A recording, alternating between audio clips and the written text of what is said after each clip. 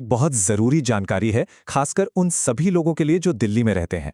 हाल ही में एक रिपोर्ट आई है जो हम सबके लिए सच में एक बहुत बड़ी चेतावनी की तरह है। सवाल सीधा है और सच कहूं तो काफी परेशान करने वाला है।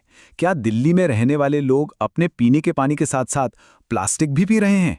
आज हम इसी की सच्चाई जानेंगे। तो चलिए शुरू करते हैं उस रिपोर्ट से जिसने ये सारी चिंता खड़ी की है। ये कोई ऐसी वैसी रिपोर्ट नहीं, बल्कि एक जानी मानी संस्था की गहरी रिसर्च पर आधारित है।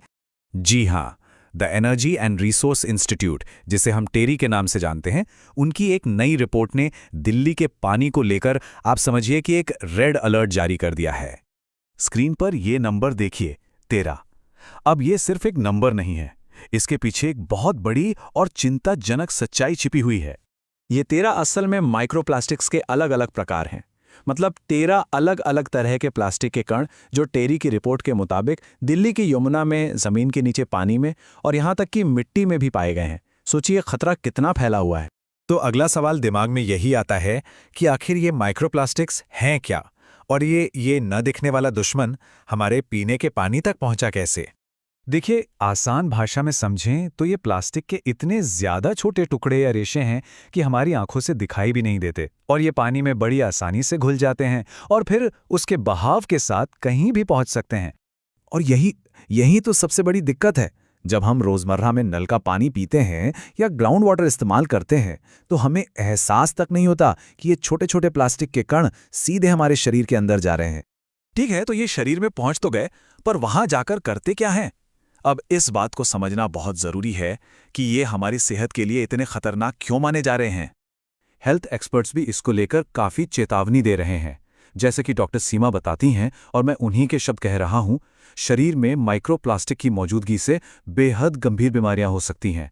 मतलब इसे बिल्कुल भी हल्के में नहीं लिया जा सकता। असल में ये माइक्रोप्लास्टिक्स हमारे शरीर को दो मुख्य तरीकों से नुकसान पहुंचाते हैं, और दोनों ही तरीके काफी सीरियस हैं। पहला तरीका है शारीरिक हमला। इसमें होता यह है कि हमारा इम्यून सिस्टम, जो हमें बीमारियों से बचाता है, इन प्लास्टिक के कणों को एक बाहरी दुश्मन समझ लेता है और उन पर अटैक कर देता है। इस अंदरूनी लड़ाई में हमारे अपने बॉडी सेल्स को ही नुकसान पहुंचता है, जिससे अंदर ही अंदर सूजन यानी इन्फ्लेमेशन होने लगती है। दूसरा तरीका है जहरीले वाहक।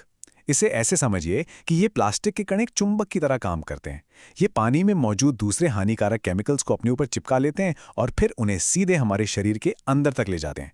और जब ये सब लंबे समय तक चलता रहता है तो इसके असर बहुत गंभीर हो सकते हैं। शरीर के टिश्यूज को परमानेंट डैमेज हो सकता है, क्रॉनिक यानी हमेशा रहने वाली सूजन हो सकती है, और इससे आगे चलकर कई बड़ी और लंबी बीमारियों का रिस्क भी बढ़ जाता है।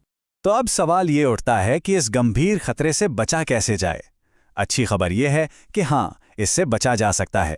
हम कुछ बहुत ही आसान से कदम उठाकर इस जोखिम को काफी हद तक कम कर सकते हैं। तो चलिए देखते हैं सुरक्षा के 3 सबसे जरूरी उपाय। ये 3 कदम बहुत ही आसान और बहुत जरूरी है। पहला, प्लास्टिक की बोतलों में पानी पीना बंद करें। दूसरा, पानी को हमेशा एक अच्छी क्वालिटी के फिल्टर से साफ करके ही पिएं। और तीसरा, जो शायद सबसे जरूरी और सबसे सुरक्षित तरीका है, पानी को पीने से पहले कम से कम एक बार अच्छे से उबाल जरूर लें। ये समझना बहुत जरूरी है कि ये भले ही छोटे छोटे कदम लगें, लेकिन इनका असर बहुत बड़ा है। इन आदतों को अपनाने से माइक्रोप्लास्टिक के खतरे से काफी हद तक बचा जा सकता है। ये जानकारी सिर्फ अपने तक रखने के लिए नहीं है। अगर दिल्ली में कोई अपना रहता है तो उन तक ये बात जरूर पहुंचाइए, क्योंकि ये जरूरी संदेश सब तक पहुंचना हम सबकी एक जिम्मेदारी है।